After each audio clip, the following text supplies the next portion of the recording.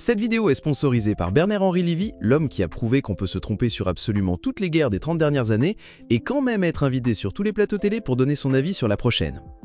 Mes chers camarades de la résistance informationnelle, bonjour. Bienvenue dans la dernière rediffusion du feuilleton préféré de nos élites, la lente et méthodique destruction de l'Ukraine au nom de la liberté. Les dépêches de la semaine sont tombées, avec la régularité d'un métronome réglé en enfer. La coalition des volontaires, un nom de code délicieusement orwellien qui sent bon l'Irak et les fosses communes, a promis de déployer des troupes en Ukraine après un cessez-le-feu. Ah, la logique. Envoyer les soldats quand les combats sont finis, c'est comme appeler les pompiers après que la maison a fini de brûler. Brillant. Pendant ce temps, une délégation de l'Union européenne est allée faire la manche à Washington pour supplier l'administration Trump d'imposer plus de sanctions contre la Russie. Le petit Zelensky, gérant de la franchise ukrainienne de la mort, a répété son mantra « Seule la pression forcera la Russie à négocier ». Et le secrétaire général de l'OTAN, ce disque rayé en uniforme, a rappelé que ce n'est pas à la Russie de décider qui peut rejoindre son club de pyromanes. Ça vous semble familier? Évidemment, c'est le même script, le même bulletin d'information moisi qu'on nous sert depuis des années. C'est le jour de la marmotte à Bruxelles. Chaque matin, Ursula von der Leyen, Friedrich Merz et le reste de la ménagerie se réveillent au son de « I got you babe » avant de se ruer pour accomplir la même tâche suicidaire que la veille. Mais il y a une différence fondamentale avec le film. Dans le film, Bill Murray comprend qu'il doit changer sa routine pour obtenir ce qu'il veut. Nos psychopathes, eux, sont persuadés qu'en se cognant la tête contre le même mur, chaque jour, le mur finira par s'excuser et par s'effondrer. Leur objectif, c'est de faire plier Poutine sur sa seule et unique exigence depuis la conférence de Munich en 2007. 18 ans. 18 ans que la Russie explique avec une patience de saint qu'elle ne tolérera pas de base de l'OTAN, ce bras armé de Washington, à sa porte. Il faut être d'une malhonnêteté intellectuelle pathologique pour ne pas voir ça. Un ancien diplomate britannique, un homme du sérail, un repenti, du nom de Ian Proud, vient de le rappeler dans un article qui est un véritable crachat à la face du dogme, le dispositif occidental de gouvernance morale et économique. En 2014, il y a 11 ans, le porte-parole de Poutine, Dmitri Peskov, disait déjà à la BBC, je cite, « Nous avons nos lignes rouges. Plus nos intérêts nationaux seront en danger, plus nous continuerons à répondre. » C'était limpide. Ce n'était pas une menace, c'était un avertissement. Une main tendue avant la gifle.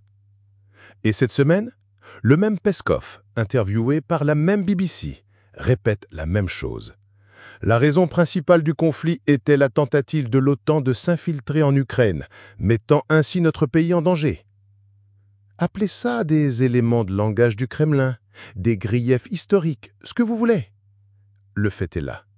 Brutal, têtu. Poutine a prouvé qu'il était prêt à la guerre pour cette ligne rouge. Et le peuple russe le soutient.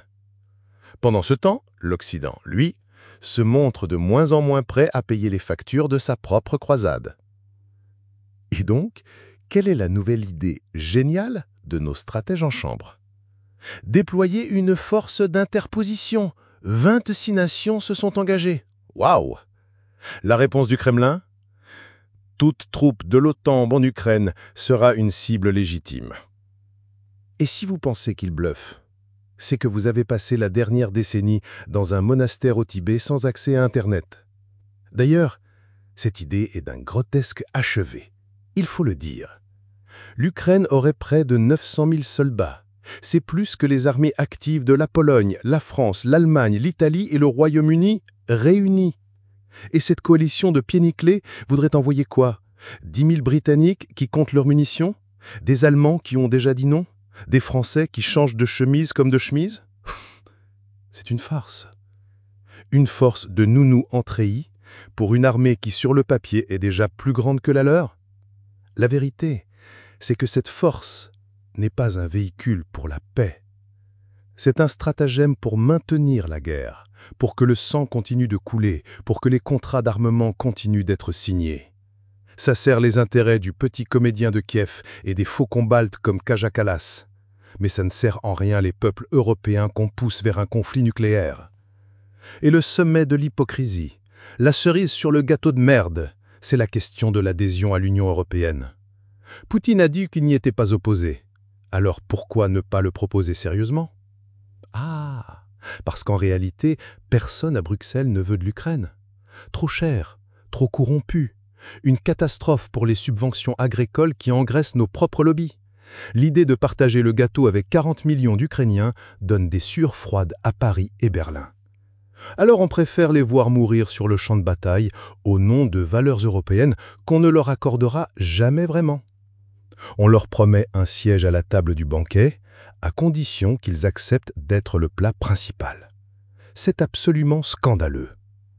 Alors non, nos élites ne sont pas dans une boucle dont elles veulent sortir. Elles aiment cette boucle. C'est leur modèle économique. L'important n'est pas que l'Ukraine gagne, mais que la guerre dure. Le seul moyen de briser le cycle, ce n'est pas d'attendre qu'ils se réveillent, c'est de les réveiller nous-mêmes, et pas avec une chanson pop, avec le bruit assourdissant de la vérité.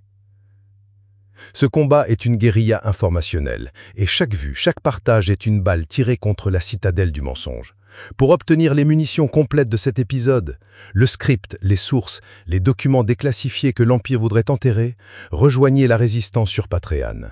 C'est là que se tient notre conseil de guerre. Vous proposez et vous votez pour les prochaines cibles que nous démolirons ensemble. Rejoignez notre canal Telegram, le QG de la discussion sans censure, là où la pensée libre respire encore, et enfin, un like sur cette vidéo est un acte simple pour faire saigner l'algorithme de l'Empire et forcer sa machine à diffuser notre contrepoison. Ne soyez pas spectateurs, soyez l'insurrection.